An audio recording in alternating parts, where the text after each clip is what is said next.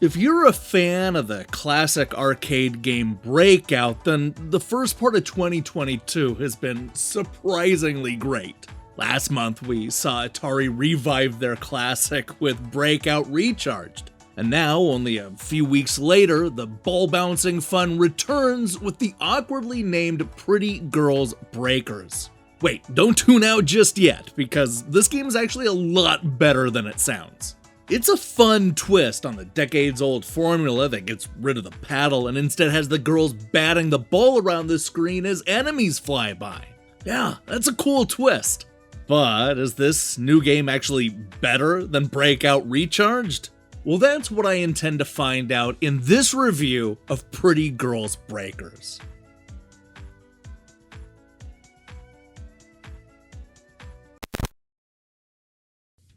Before we get into the breaking, we first need to talk about the Pretty Girls. Just in case you're not already in the loop, Pretty Girls is a line of games from East Asia Soft that adds cute anime women to all kinds of popular games, including everything from poker to mahjong to quicks. Now they've set their sights on Breakout, the 1974 Atari game that inspired both Arkanoid and Alleyway. What, you may be asking, does any of this have to do with Pretty Girls? Absolutely nothing. But that's not gonna stop the developers from cramming them in there just to stay on brand. To be fair, the girls actually have more to do in this game than some of their previous outings. In the case of Breakers, the game replaces the usual paddle with the overhead view of one of those pretty girls. Now, I know what you're thinking. Aren't those anime characters really thin? You're right, and obviously that's not the ideal replacement for a paddle. But don't worry, the game knows what it's doing. You're not really using the girls' bodies as a paddle, but rather they swing a bat to bounce the ball towards a bunch of colorful blocks. You can swat the ball with the left or the right arm, giving you a little bit more control over the action than your typical game of Breakout. Now that one simple gameplay tweak may not sound like much, but it ends up being the freshest thing about this game. The rest of the action is fairly predictable, with the usual batch of power-ups raining from the sky and a wide assortment of block patterns to bust up. But let's not gloss over those items too quickly, because they play a big role in the action. If you played a game like this before, then you already know what to expect, as we get a side gun, an item that slows the ball down, a bat extender, a multi-ball power-up, and an incredibly helpful floor that'll keep all the balls in play. We also see a lot of familiar block types and level designs. You'll get the levels where everything is spread out, or maybe one where you'll have to smack the shielded blocks multiple times in order for them to go away. There are also enemies lurking around the screen taking shots at our pretty girls. This gives the game another chance to stand out, since you can turn the bullets into projectiles by batting them away. I like that the game introduces new types of enemies over the course of the 25-level campaign, though it would have been nice to see more of a variety. That's one of those reoccurring problems that just kept popping up. Pretty Girls Breakers flirts with being unique, but it never fully commits. You can see this in the gameplay, which has the women swatting the ball instead of bouncing off of a paddle. That's a cool change to the formula, yet it ends up not being all that different in the long run.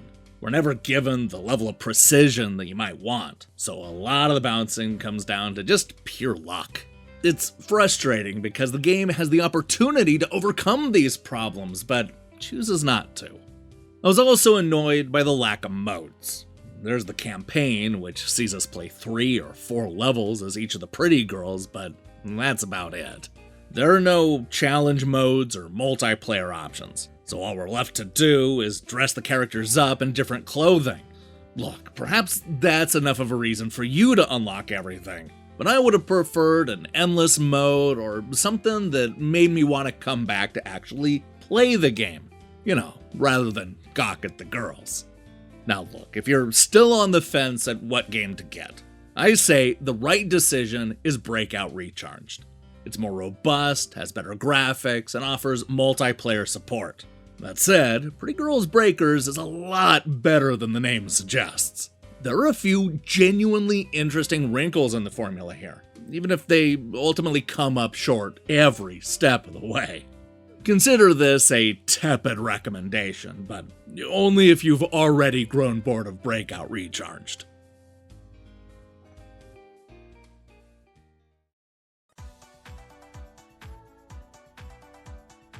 Who knew that 2022 would be the year of Breakout? Pretty Girls Breakers is a quirky new Breakout clone that sees anime women bouncing balls in order to break a bunch of colorful bricks. Sure, the concept may not be new, but the way the characters are used here is actually unique, as is the implementation of the enemies. Unfortunately, none of these good ideas are fully fleshed out, leaving us with a game that's a lot more interested in ogling teenage girls than revolutionizing the Breakout formula.